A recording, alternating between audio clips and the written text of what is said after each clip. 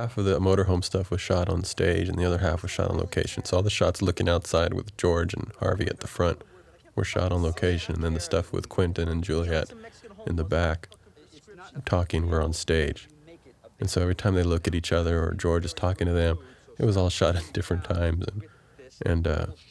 So this is a stage, and then the shot going into approaching the Titty Twister was shot on location. This next shot was on the stage. They're just trying to mix it. It was just kind of keep everything logistically in mind. And here we go, approaching our big, it was just a facade actually. You see nude dancing, authentic Mexican food, all these different signs. It was just a facade we shot out in the middle of Barstow in a dry lake bed outside of Los Angeles. It was extremely hot, like 125 degrees in the shade.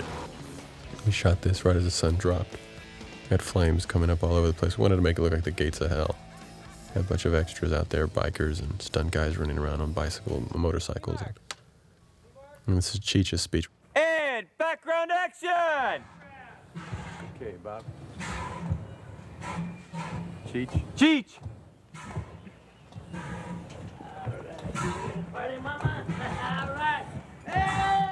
And I wanted to shoot it all in one take like this, just pushing in on him and let him go through the whole list.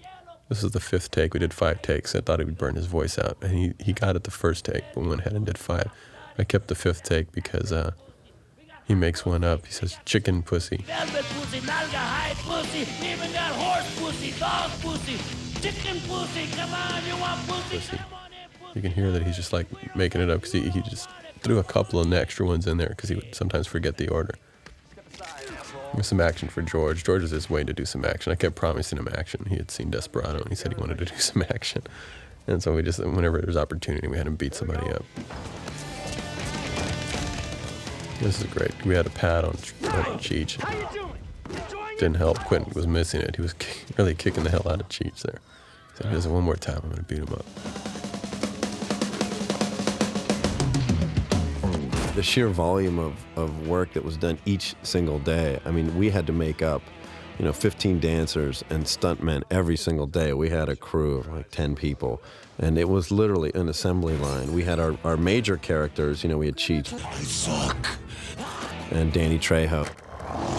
And Big Emilio. And a bunch of the featured vampire girls. But I'll tell you, when we get into the subsequent battles, you'll see that too. There's our hero close-up vampire makeups, and then there's our subsequent background makeups. But just the sheer volume of every day, I literally would stand as close to you as I could on set and say, okay, what's the next shot?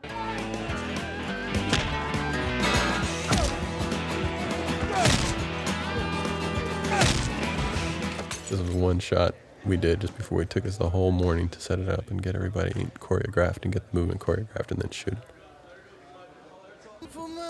Here's a timing thing we worked out with the song. We're recording the song ahead of time. I got to produce a couple of songs with Tito and really direct the music as far as how it would be recorded so that it would choreograph with the action later so that something like that could happen where George would walk in right on the line. Upcoming, you'll see some of the other characters like Fred Williamson and Tom Savini. But here's some of my stock characters I used in Desperado. I wanted them to come back and make it look like they were died in Desperado, but they came back as the undead. In this one, there's the knife thrower. He even has the same costume. I had the same costume designer. So I just give him another vest because he likes to show off his tattoos and his muscles. He's a 55-year-old man, and he still looks in incredible shape. Lonely dog, bow your head. Here I am with Tom Savini, who is the guy who actually got me into the movie business back in Pittsburgh about 12 years ago in 1984. This is Greg Nicotera. We've known each other for many, many years. So, of course, I'm trying to be a badass, but Tom always ones-up me. A lot of the fun of Dusk was seeing Tom every single day, because I hadn't seen Tom in a long time and spent a lot of time with him.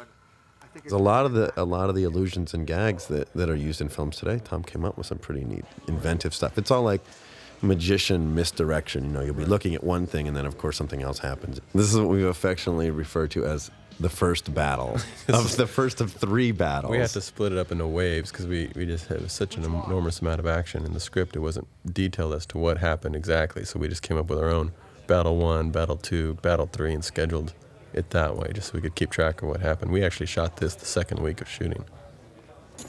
So there we go with the fake hand getting stabbed into the table.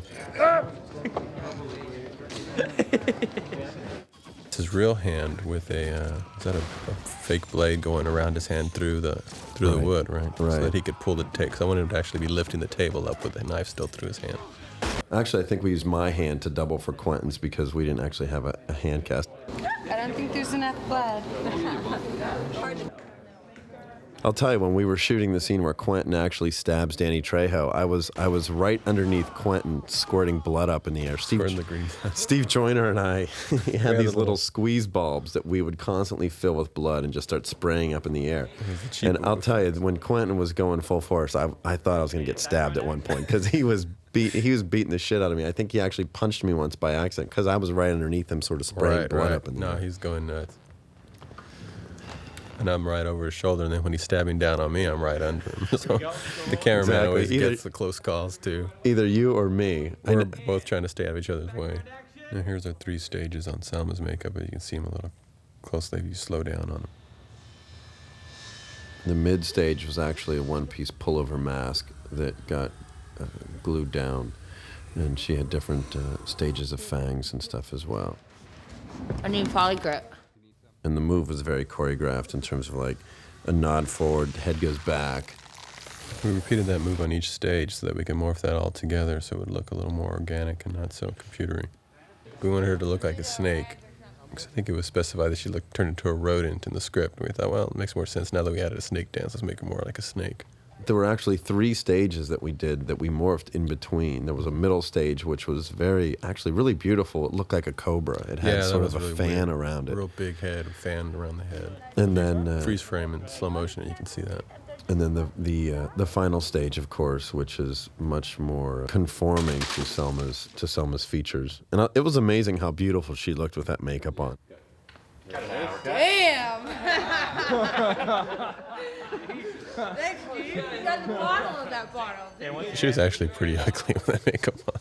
I mean, it was beautiful to us, but no one would talk to her. She felt what it was like to just be like a plain girl. She's so used to walking around and getting attention everywhere she goes that when no one paid attention to her or talked to her when she had the makeup on, she felt really lonely. She didn't like that very much. So this one we did reverse photography. We had everybody sit backwards and then sit back and then we lay back down. And I shot it in reverse so it looked like they just sat straight up, starting off with Danny Trejo, then Big Emilio, and then Cheech coming into an extreme foreground. We sped it up. So these are all reverse shots. So Danny's great makeup, and then we get our crotch gun working again. We just put some flashes in there, some flash paper. Here's a morph. This is a 2-stage, 3-stage morph. Also. this was a 3-stage Yep. morph also, and we airbrushed veins all over her body. So when you watch it again, you'll notice that the veins sort of appear down her body. These were all just generic makeups and contact lenses that we did on a lot of the dancers in terms of fangs and teeth. Every girl would come and go, I want to wear fangs, I want to wear teeth, because they thought if they had that they'd have a better chance of getting a close-up. Here comes the head. Oh, here goes the This was a neck. makeup, Gino applied. Her slit makeup was throat. great. I liked her makeup. She was really good. Janie. Here's her head that she tossed into frame. It was funny because we had a lot of generic body parts that we had from other shows, from Pulp Fiction and Tales from the Hood, and that's Kevin O'Connor's body. Kevin O'Connor's a good friend of ours, was in Lord of Illusions. We used his body that we did a cast of for Color of Night. That's Norman right there. He's one of our There's your makeup there's guys. Norman, one of the makeup guys, getting his neck ripped out. Everybody went. He had like bloodshot eyes. Bloodshot contact lenses, exactly. Everybody This was fun. If you look closely at Cheech's chest, the burn that starts when he swallows the cross is actually in the shape of a Oh cross. yeah. You can't really see that very well unless you look at it, but it starts in his chest and it's like in the shape of a cross right around his pocket, and then the Right. smoke comes up, pumping goo out I of a remember fake that head. this thing shot by accident while we were setting up the cameras. We all got sprayed with the eyeballs. The eyeballs just exploded on their own. Tom Savini doing this Jackie Chan bit. He'd called and said, hey, he didn't have much of a part in the script originally. And he said, I can flip off pool tables, I can do it. And he said, flip off pool tables. I said, okay, I got an idea. We'll give you lots of action to do. I remember that arm rip gag. You came to me like at 7 a.m. So I want to rip a guy's arm off. I'm Rip like, this okay. guy's arm off.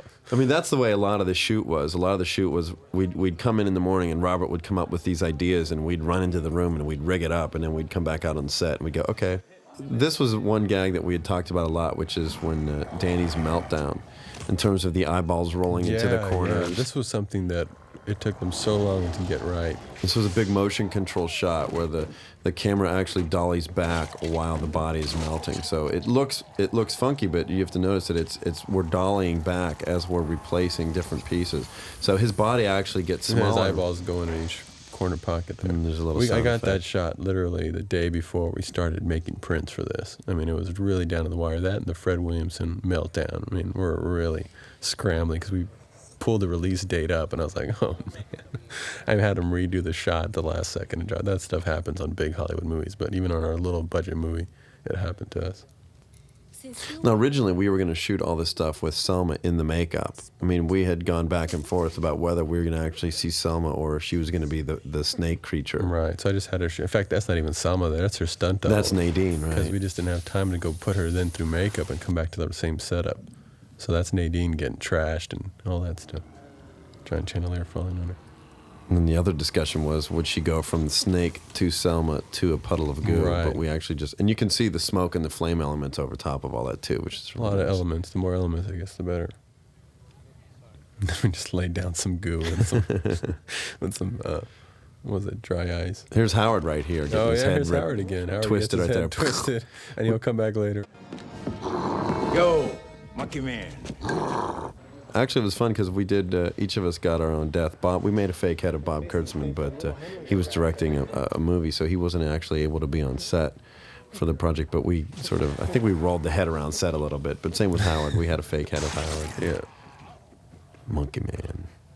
The script really allowed for so much action to take place. It would just literally say, all hell breaks loose, or something like that. And we'd have to come up with what all that meant. And I knew we had to stage something to give people, especially those who wanted to see horror or horror action. You know, when I thought we were going to do this movie all in this one place and we'd be shooting there 5 weeks, I thought it was going to be horrible. I thought we'd be sticky. The whole place would be sticky. But we're really good about it. Here's the heart effect. Yeah, and that's actually Jason's heart from Friday Jason's the heart from 13th. Friday the 13th, really? Yeah. This is the gag we came up with on the set because he was just supposed to karate chop Big Emilio there, and instead I wanted him to pull his heart out. And then you came up to me and said, well, you know, he wouldn't be dead because the heart would still be alive. That's right. But we'll get Tom to put a pencil in it. So we were blowing, we had little tubes. You had little tubes, and you're blowing air into the Right. heart to make it pump. This is the Wild Bunch standoff. The Wild Bunch standoff, which we're all excited about. A lot of the meltdowns and a lot of the visual effects, the way that we accomplished them was by shooting separate elements of things. We'd put the actor in there and shoot an element. Then we'd take them out, we'd put a deadite in there, and we'd shoot that element. And then we'd put colored goo. We used Methicil and mixed it with food coloring in different colors. And then we would have different colors of liquid that we would actually pump outward in the shape of the body. So when all those were all morphed together, it looked like it went from human being down to this puddle of goo. And then they added flame elements and smoke elements and other stuff on top of all that. Hey, there's your little tubie squeezing again. Your little Right. blood, just been lots of green blood flying out. We didn't think we'd get away with that, but I guess because it was green, the MPA let it go. Well, it's the same thing on Evil Dead 2. When we worked on Evil Dead 2 with Sam Raimi a long time ago, and that was the thinking was, if it's not red, then it's not necessarily as disgusting to viewers. What did y'all use for some of that goo? These things melt down into the most horrible things. What is it? Just different colored Methicil that we all mixed together and made little like swirly mucus and puddles and stuff. Yeah.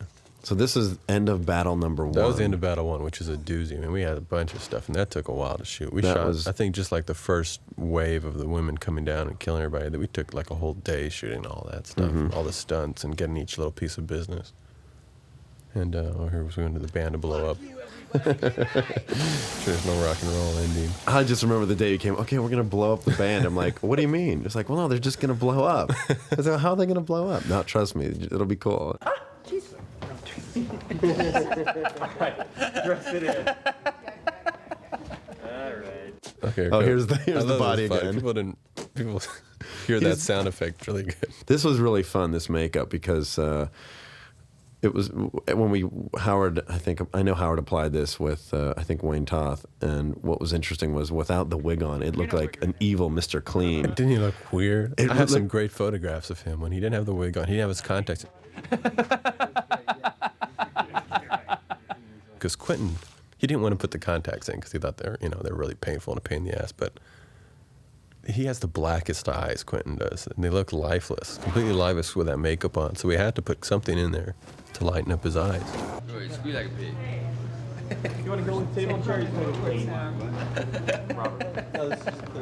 Well, this was another makeup that you designed. You came to us with some concepts of I wanted sort his of jaw to jut out more than it does, and then his, kind of his brow to be big. It just kind of almost like an exaggerated version of himself. He's mean looking though.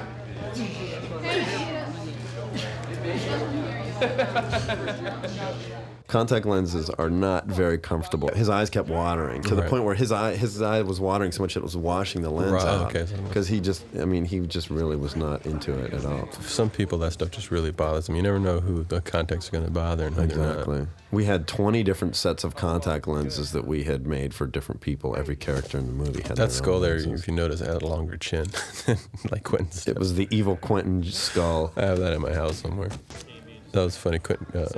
Tom kicks the arm, and if you have AC3, surround sound, you'll hear the arm go across the room and hit the back speaker, which is really great if you watch this movie in a surround sound theater. You really got the effect of the bats flying around on the sound. Really feel like you're in the room. We really did that with the SDDS system that they have. This is our homage to Peter Jackson, actually. Exactly. We wanted, in the script, it was just a guy who goes up and attacks Juliet, but I wanted to have a legless guy with just like bones coming out. So we found an actor who didn't, rather than do the Forrest Gump thing and erase some actors' legs, we went and found an actor who didn't have any legs, and we gave him a shot to be in the movie and attached meat out of the left leg and just the bone, just his bones with coming a shoe out of the on right, it. with I think there's a shoe on it. Yeah. And it was great. He had so much fun crawling around and then dragging him behind him. That's Tim Davison. That's Steve's brother. Steve Davison is the stunt coordinator. Tim Davison. These guys are funny. These two brothers. They just like to burn each other up. Steve did the fire gag at the beginning, and Tim was eager to do this. I mean, why do you guys do this? Tim was in. You get off on it, man. It's a real charge. They love it. You're like, wow, this is a great life, I guess. Tim was in Eraser. He got his head chomped. Oh, did he get his head chomped? Yeah, and I have a great still of him with his head in the mouth of an alligator getting his head chomped. That's right. Y'all did the alligators. But Tom's great. He's got that great nervous energy, and he was so excited about doing everything. He almost got everybody hurt. I know he really pegs George Clooney later on because you would rehearse it with him, and he would show how far he was going to go with his arm, and then he'd call action and go a lot further, just with the adrenaline. Tom punched a lot of people because he'd get so excited about it. The funniest thing is one of Tom's mortal fears is glue. He hates to be sticky. Sticky anything. So we always would, Tom would say one of his nightmares was to have glue in his armpits and behind his knees and his elbows. And so you got him here on this right shot. here in this scene coming up. I was you're underneath him and you're splatting up the stuff, and right there he goes, "Fuck." Thanks a lot, Craig. He kept saying, "Don't get it in my hair. Don't get it on my face." That stuff in his hair, and you shot a big loogie right up at him. Oh, that was so much fun. Because I just hate to be sticky, and it's very sticky. I love her reaction here when she tilts her head. It's sort of like she's that. So cute. I just wanted to give her some more business to do because she didn't have this in the script. I wanted to give her more stuff to do, so we came up with this little sequence, and she thought it was cute.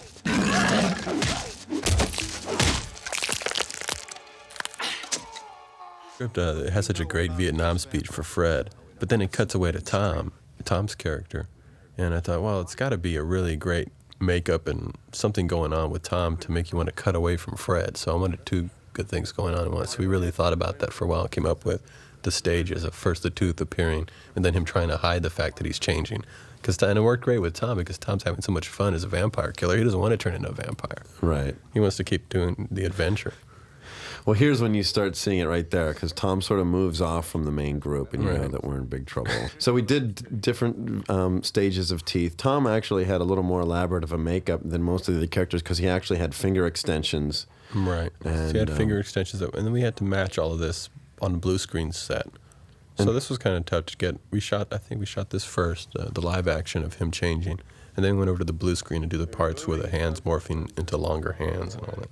And that was a lot of. I mean, we storyboarded a lot of this stuff too. There was actually this we storyboarded, pretty. There was actually another shot that we were thinking about doing, which was with his hands behind him, and we were thinking about maybe doing some weird wing things. Exactly, his arms were going to be growing behind him. It was going to be a shot from behind him, but we decided to do it with sound effects. You just hear him, his bones changing and crunching.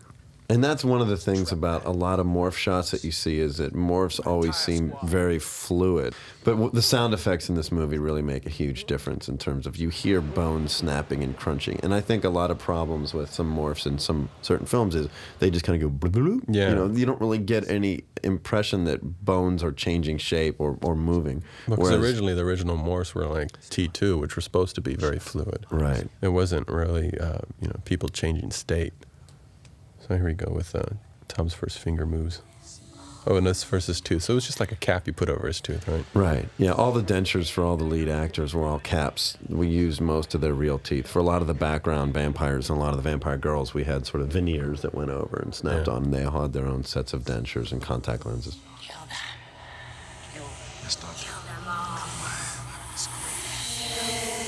So Tom right now is starting to hear voices, which are basically telling him that he has to start transforming and Killing all those people. I love Tom's whole fight sequence. Turns out to be like the best action scene, I think, in this. He just like beats everyone up. And that was in the script. It just said Tom just like starts beating everybody up. So I thought, oh, let's go all out and have people fly across the room and have him just be a really vicious killer, because he's the best vampire killer of the group, and now he's against them. See, now he's feeling it with his tongue, and then he touches it, and he looks down at his fingers. Tom's a really funny guy. He's great at like physical comedy too. So he's got finger extensions and back of the hand prosthetics on. Ooh. And then you hear the bones crushing. I had him hold his breath for this shot to make it look like he's like holding all the activity that's going on in his body. He's really great. Now, a lot of the bites, what we did too is we would have the actors actually fill their mouths with fake blood. So when they would bite, they could just sort of let the blood flow out. And you see it a lot later. You don't really see it as much in this one. Right. But when he bites Harvey on the arm. This was really great. This was Tom's idea. He says, well, how about I come up behind? Because I wanted him to come up behind him somehow. But Tom came up with the idea of using his fingers like Spider. And that's just a great, the audience just creeps out when they see that. That's a creepy shot. Tom is just a creepy guy. He comes up with the best creepy stuff. What's it like seeing your dad in this kind of makeup? Well, he looks like exactly what he looks like when he gets out of the bed in the morning. Oh! See that, Mama? This finger extensions, you can see certain times, like right there, if you freeze frame it, the fingers sort of bent sideways. Yeah, You're kind of like, oops. That always happens. Some of those kind of damn, those fingers. But he was really throwing George around. He was so hyper. You can just see it in his face that he's just having a blast. And I was afraid he was really going to hit Juliet. So I didn't have him swing at Juliet there. I did a cut and had a stunt girl from behind. There he pegged George. He really knocked George flat on his head. I went to George and said, George, that was perfect. Your reaction was perfect. He goes, he hit me. I knew he was going to do it. He hit me.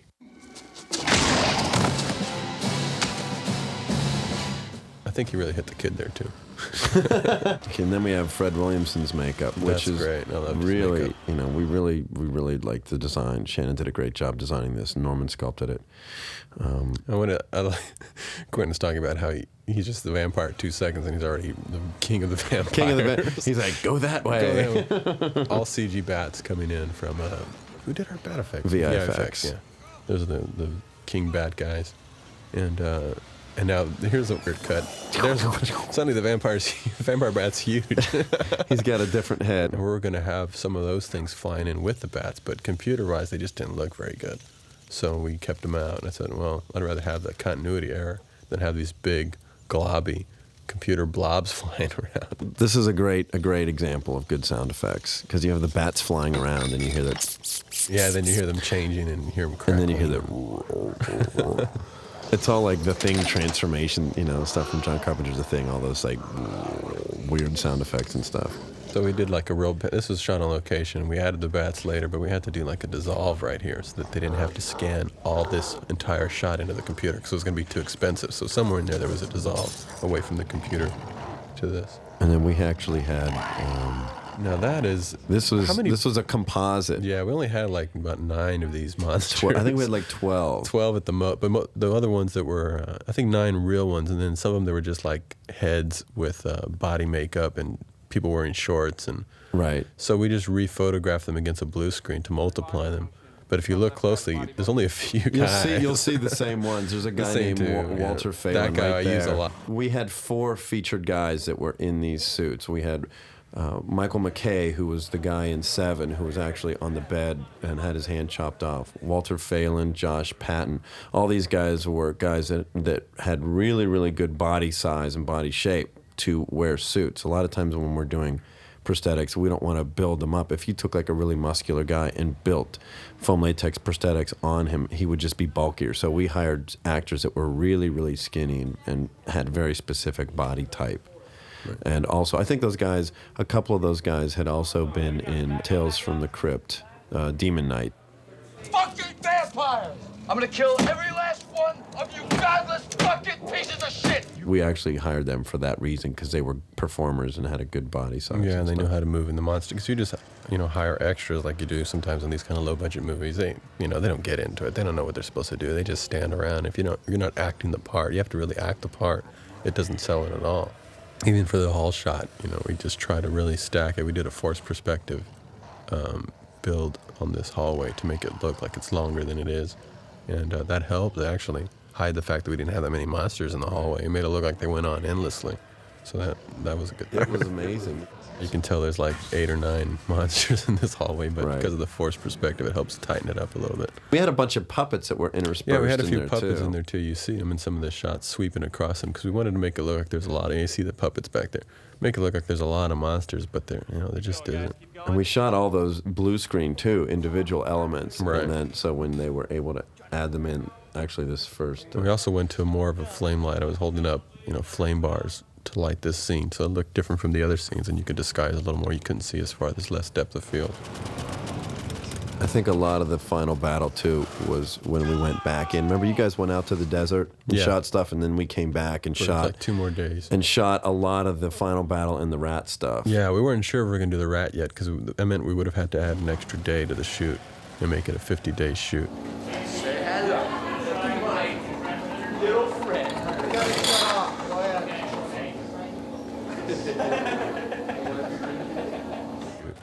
And we thought, well, let's check out the rat. I remember going to the back room to see if y'all's rat was going to hold up and it was such an interesting change from everything we'd already been seeing. We went ahead and shot it, and I'm glad we did because it's some of the coolest things. It makes a huge difference because you're seeing so much of the same thing that to have. And a lot of people said, "Why does Savini turn into a rat?" And it's like, well, because it's different. I mean, same with this bat that's about to show up behind Harvey. It was just different stuff. I mean, we were always trying to make to keep it. We didn't want this movie to be boring, and we didn't want the effects to look. To people say, "Oh, yeah." Like they just made one mold and then just cast everything out of that. Exactly. Here's our scary upside down bat.